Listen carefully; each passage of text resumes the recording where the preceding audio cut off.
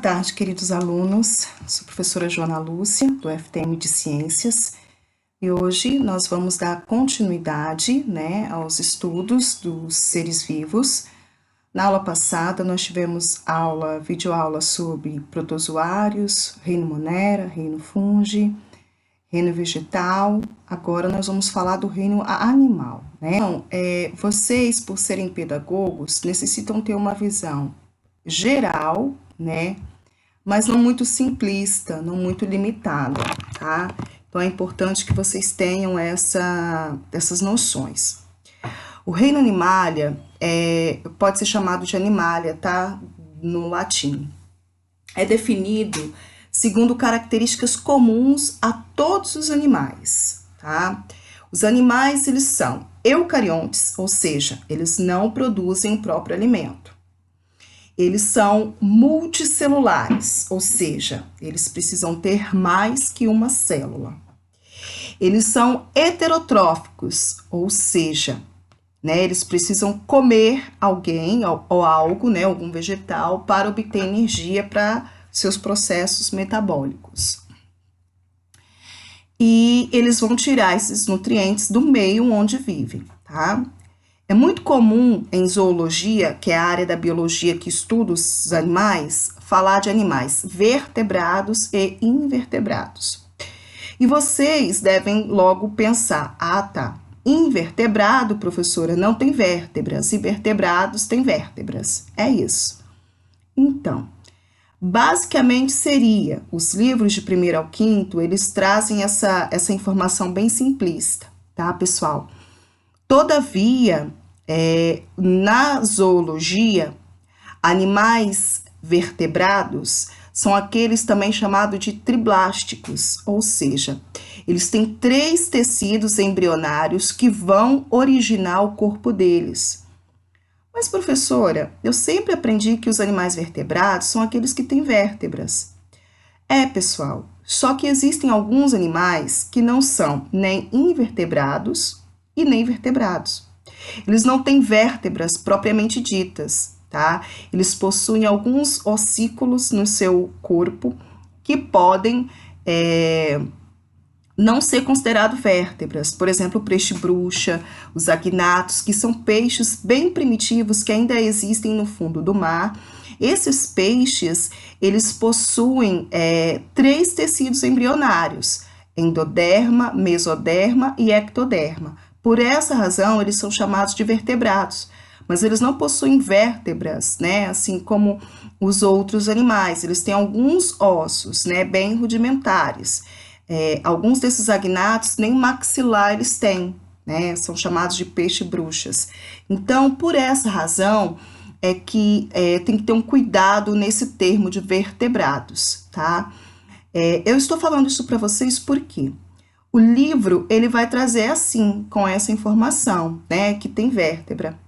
Mas sempre vai existir o Joãozinho, o Pedrinho, que assistem Discovery, que assistem canais fechados, que trazem maiores informações, vão saber disso e vão te questionar. Então, para que você não passe vergonha por não saber, fique sabendo então, tá? Os animais vertebrados, eles têm que ter 3 tecidos embrionários e ainda o celoma, que é um orifício no meio desse corpo, embrionário, que vai originar a cavidade abdominal, onde vai ficar os órgãos desse futuro animal, tá? Existem os pseudocelomados, que tem, um falso buraco, mas enfim, isso não vem ao caso para vocês. Mas cuidado usar um termo muito simplista para falar de vertebrados, ok? Os invertebrados, eles são todos os animais que possuem as vértebras, como eu já disse, a coluna vertebral e os 3 tecidos embrionários. Eu não coloquei ali, mas estou esclarecendo para vocês, tá certo? Já os animais que não possuem os 3 tecidos embrionários e que não possuem vértebras são considerados invertebrados, também chamados de animais de corpo mole ou animais que possuem exoesqueleto, que eu vou explicar daqui a pouco, tá certo? Então, os animais vertebrados são todos aqueles que possuem vértebras.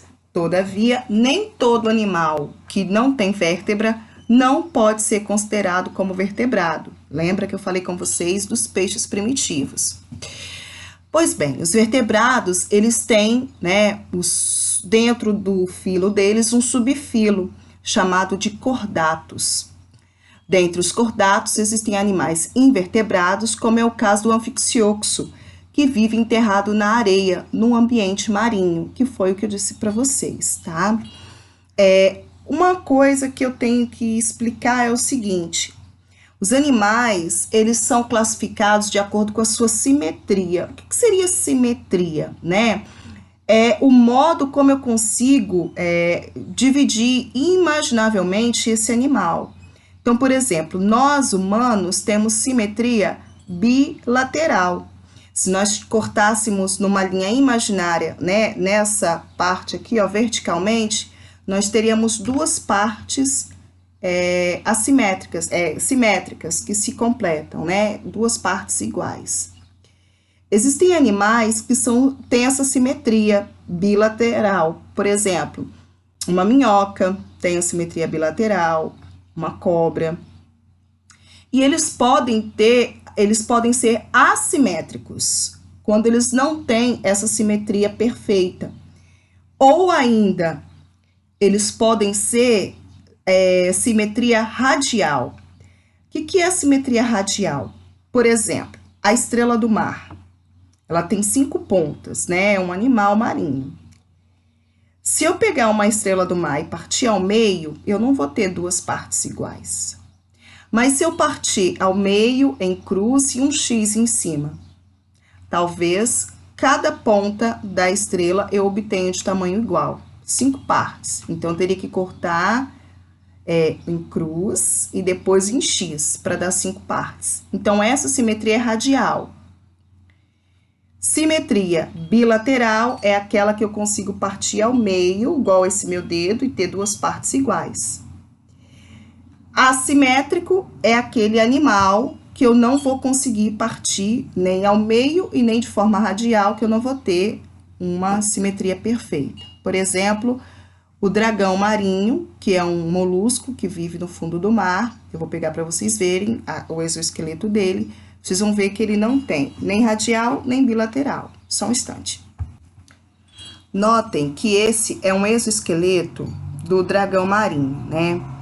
É um molusco que vive aqui dentro, ó. Aqui sai o corpo mole dele, né? Isso aqui é só a carapaça dele, né? A concha calcária dele. É um animal que vive aí no fundo do mar, né? Não é tão conhecido. E observa que eu não consigo partir ele ao meio e obter partes iguais, tá vendo? E nem de forma radial eu não consigo fazer vários cortes para obter partes iguais. Então, ele é um animal assimétrico, ele não tem simetria, certo? As bilaterais, eles possuem lado esquerdo e direito, assim como nós. Face ventral, onde está o ventre, né? No caso da cobra, é a parte de baixo da cobra. Face dorsal, que é a parte da coluna, né, das costas. Extremidade anterior, aonde está a cabeça. E posterior, aonde vai estar a terminação do sistema nervoso, né? Para as características dos animais invertebrados, né? Os animais invertebrados, eles possuem o exoesqueleto, a sua maioria. O que é exoesqueleto? Exo significa fora. Então, eles têm o esqueleto deles por fora do corpo, para fora do corpo. Diferente de nós, humanos, mamíferos, aves, répteis, anfíbios, que o nosso esqueleto é endoesqueleto, ou seja, é dentro do corpo, né? Os animais invertebrados que possuem exoesqueleto são os poríferos, também conhecido como as esponjas do mar, cujo desenho Bob Esponja representa muito bem os poríferos, quinidários, tá? E anelídeos. Vamos primeiro para os dois primeiros que têm exoesqueleto, né? Os poríferos, pessoal, é o animal mais primitivo, né, que existe hoje na face da Terra. Quem olha pensa que ele é um vegetal, mas ele é um animal. Mas por quê, professora, que ele é um animal e não um vegetal? Primeiro, ele não faz fotossíntese. Temos várias esponjas do mar, né? E o nome esponja tem esse nome porque realmente esse animal parece uma esponja. Nos livros de Laurentino Gomes, em algum deles, eu acredito que é o 1808, fala que o imperador Dom Pedro gostava muito de tomar banho com essas esponjas. Esse animal, depois de morto, ele é colocado ao sol e aí ele seca, né? Ele desidrata e eles batem. Lembra muito aquela bucha paulista, aquela bucha vegetal, só que esse é um animal. Ao bater, pequenos espinhos no formato de Y, chamado de espículas, caem do corpo dele. E depois que essas espículas caem, ele fica bem fofinho, macio e é utilizado para banho. A nossa esponja de banho que compramos no supermercado sintética, ela é uma imitação perfeita deste animal marinho, tá? As esponjas, elas têm esse formato de vaso, tá? Mas podem existir esponjas compridas, tá? Bem compridas. Como essa aqui, por exemplo. Existem várias espécies de esponjas do mar, tá? E esse animal, ele tem aqui, ó. Vamos pegar essa imagem aí para ver. Ele tem uma abertura, que é por onde entra a água do mar, chamada de ósculo. E dentro dele é oco, como se fosse um vaso mesmo. Porém, o corpo desse animal é cheio de espaços, chamado de poro. Entre as células que se chama coanócitos, existem esses poros por onde a água sai. E aí, pessoal, ao entrar, a água do mar leva zooplânctons, que são animais microscópicos, restante de seres vivos, e esse zooplâncton, essa matéria orgânica, fica dentro dos coanócitos e é o que alimenta esse animal, essa esponja do mar. Então, ele é um animal por ser heterotrófico e também, né, por não fazer fotossíntese e fazer a digestão de outros seres vivos, né, microscópicos, no interior de suas células. Então, a digestão que ele faz é intracelular, ou seja, é uma digestão dentro da célula.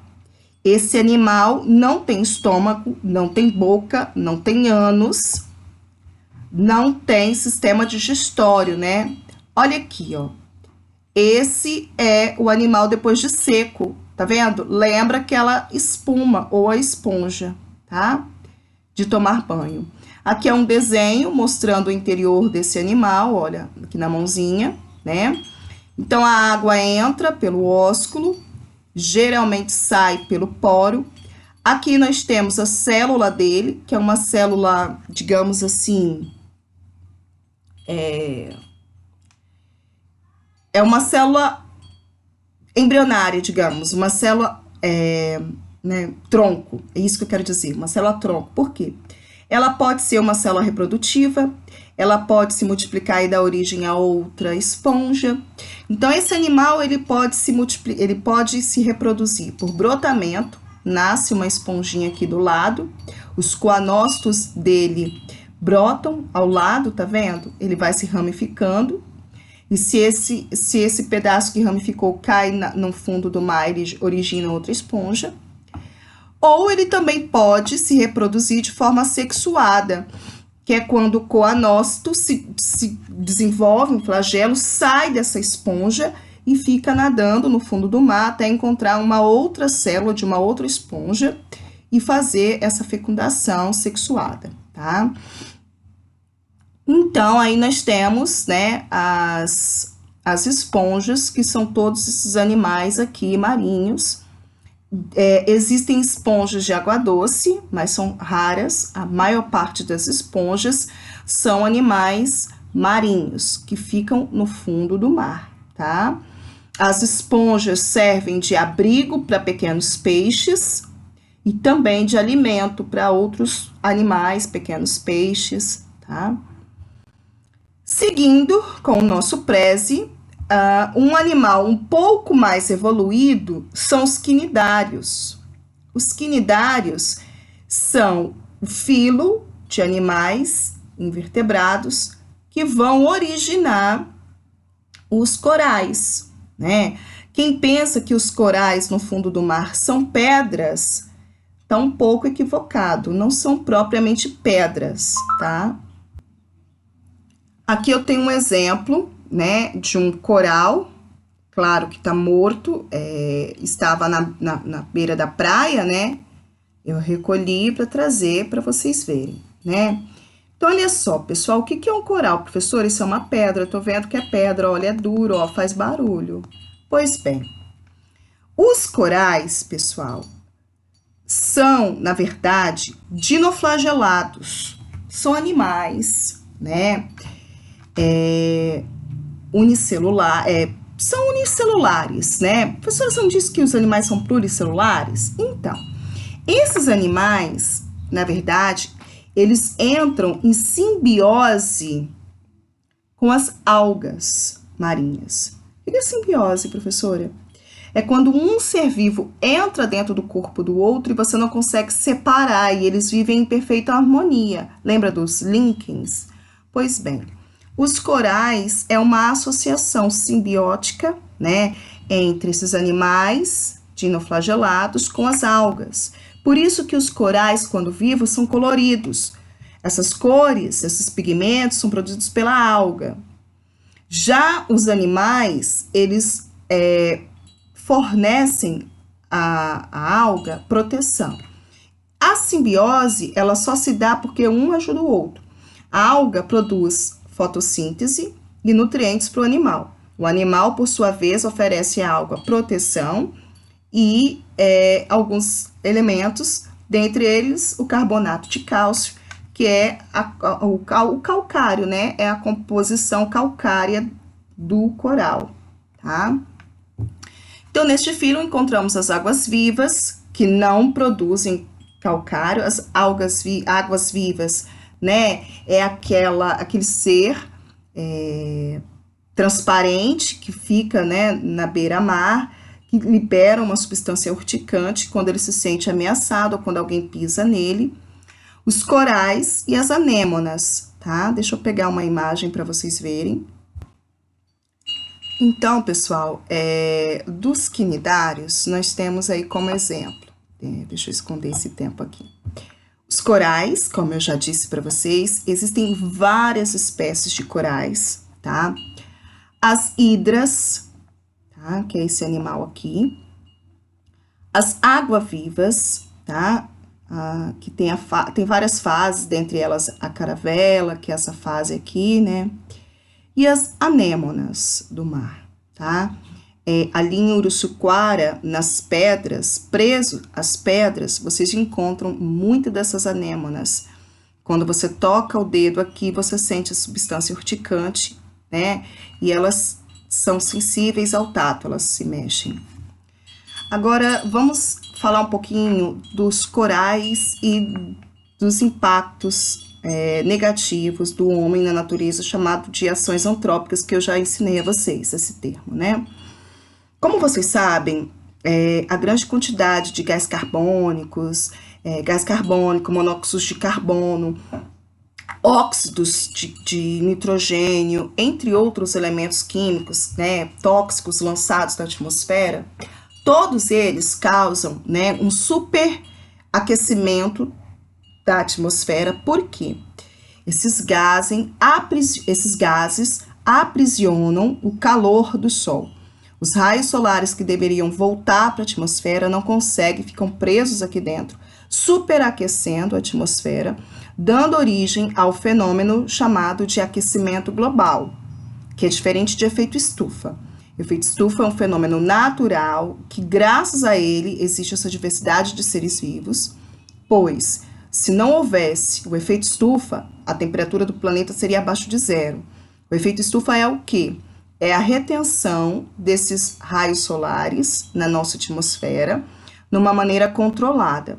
Quem fazia esse controle era a camada de ozônio, mas devido a tanta poluição que está acontecendo, a camada de ozônio está desaparecendo, esses gases tóxicos estão aprisionando, retendo esse calor em excesso, e nós temos esse superaquecimento chamado aquecimento global. O aquecimento global, ele tem várias consequências. A mais impactante é o derretimento das geleiras dos polos. Esse derretimento faz com que a água, né, aumente o nível dos oceanos, porque essa água doce dos polos, ao derreter, vai chegar aos oceanos, né, vai aumentar o nível do mar. Além disso, você tem uma elevação da temperatura da água, tá? E com isso, muitos corais morrem. Os corais são animais sensíveis a altas temperaturas. Excesso de calor e excesso de temperatura, né, temperaturas elevadas, pode matar esses animais.